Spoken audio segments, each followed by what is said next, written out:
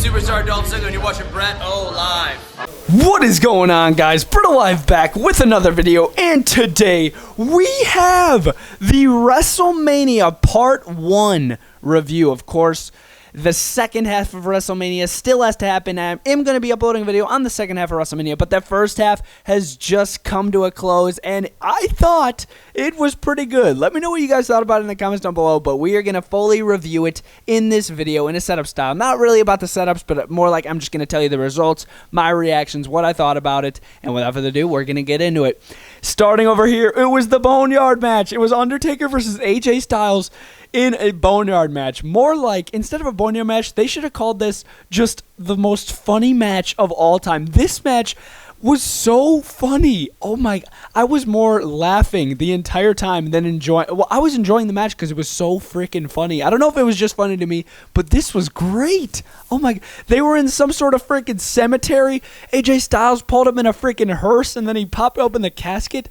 Freaking insane. Oh my gosh. Freaking Undertaker tombstone one of the club members on the top of a freaking barn.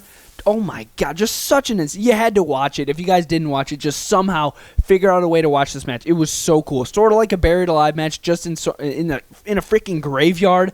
In the end, Undertaker did end up burying alive AJ Styles in a graveyard. Freaking awesome. And then they freaking showed AJ Styles' hand coming out of the dirt. I'm like, oh my god, that is sick. But yeah, and then Undertaker just drove away. Some wicked lights, some wicked just editing went into this match. It was so freaking good. Oh my god, but yeah, in the end, Undertaker did win, and yes, he brought back the American Undertaker. He pulled up in a motorcycle, listening to the rock music. Oh, man, just so cool.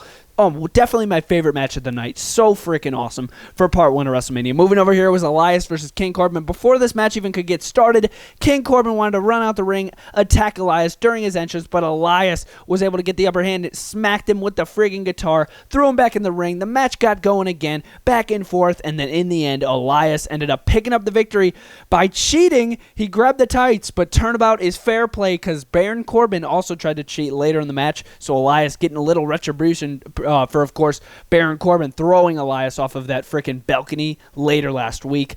That was awesome in my opinion. Thought that was a decent match. Moving over here, the opening match, the match that opened up the show, it was Alexa Bliss and Nikki Cross versus the Kabuki Warriors in a tag team match for, of course, the Women's Tag Team Championships. In the end, the Kabuki Warriors finally have lost the titles. Alexa Bliss and Nikki Cross are your brand new Raw Women's Champions.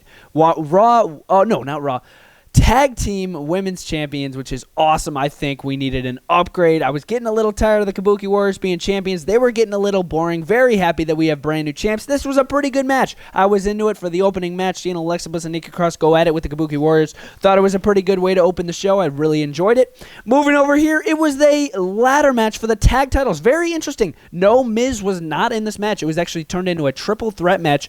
John Morrison versus Kofi Kingston versus Jimmy Uso.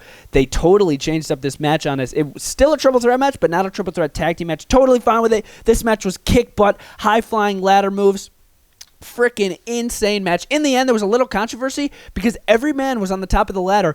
They pulled down the gold thing that was holding the titles, but John Morrison was able to fall to the ground with the titles, and somehow he won the titles, which was pretty interesting at the end of that match. But yeah, I thought that was a really kick-butt match, man. I really enjoyed it.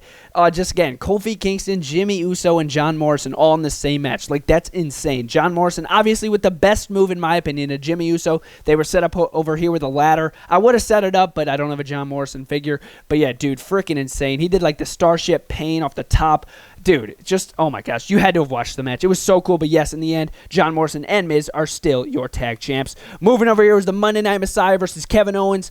And in the first match, because they did have two matches, it was Seth Rollins versus Kevin Owens, one-on-one normal match. Seth Rollins cheated by hitting Kevin Owens with a belt, disqualifying himself, so then Kevin Owens could not get his Mania moment. But then Kevin Owens hops on the mic. He keeps talking. He's like, Seth Rollins, you know what? Get back in this ring. No disqualification. The match happened. Kevin Owens, definitely the pop of the highlight of the match. Kevin Owens jumped off the freaking WrestleMania sign on top of Seth Rollins through the frickin' announcer's table. Frickin' insane. And then he threw him back into the ring. Stone Cold Stunner. 1, 2, 3. Kevin Owens beats the Monday Night Messiah. Frickin' insane. And what I thought was pretty funny is Seth Rollins came out in some sort of like frickin' priest like uniform or whatever you guys want to call it. I thought it was so interesting. Like, oh my God, what is Seth Rollins wearing? But yeah, I thought this match was really good. At first, when Seth Rollins got himself disqualified, I'm like, oh my gosh, that's so disappointing. But then they restarted the match, no DQ. Thought it was freaking awesome. In the end, as I said, Kevin Owens picked up the victory. Moving over here in one of the most disappointing matches of the night, up there with Sami Zayn and Daniel Bryan, which we will get into. Becky Lynch versus Shayna Baszler. I was really looking forward to the outcome of this match and the match itself. I was like, oh my gosh, I'm really looking forward to this one. Becky Lynch, Shayna Baszler. In the end, it was super lame.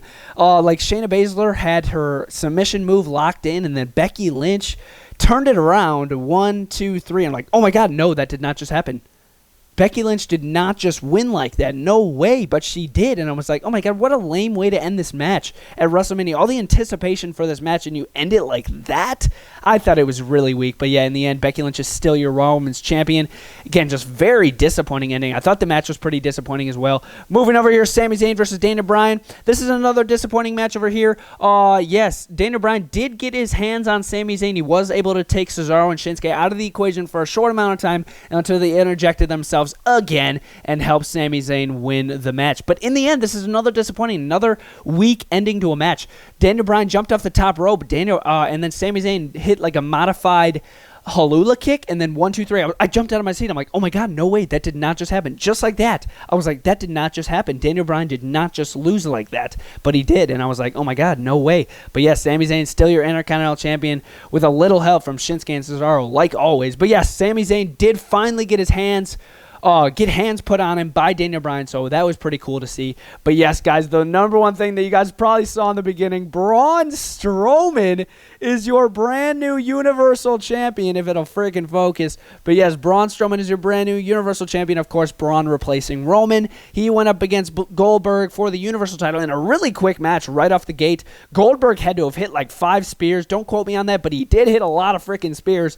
And then Braun Strowman was able to turn around, hit like freaking 4 running power slams, and then he picked up the Universal title. I thought it was a pretty interesting match, kind of quick, as Goldberg matches are normally very, very quick. I was expecting this. But yeah, Braun Strowman picking up the victory. I was also expecting that as well. Like I said in my prediction videos, whoever, even if it's not Roman Reigns, whoever Goldberg faces, he is going to lose, and I was exactly right. Go look at the prediction video if you guys think I'm lying. But yes, Braun Strowman did pick up the victory. Thought it was a decent moment. But yes, guys, that was the review again for part 1 of WrestleMania. Stay tuned for part 2 coming very, very soon to the channel. My favorite match of part 1 of WrestleMania was the Boneyard match. Freaking hilarious. Freaking amazing. Oh my God. I'll never forget it. But yes, guys, that was WrestleMania. Let me know what you guys thought about the show in the comments down below for at least part 1. And I'll see you guys next time. BrettO Live. Out.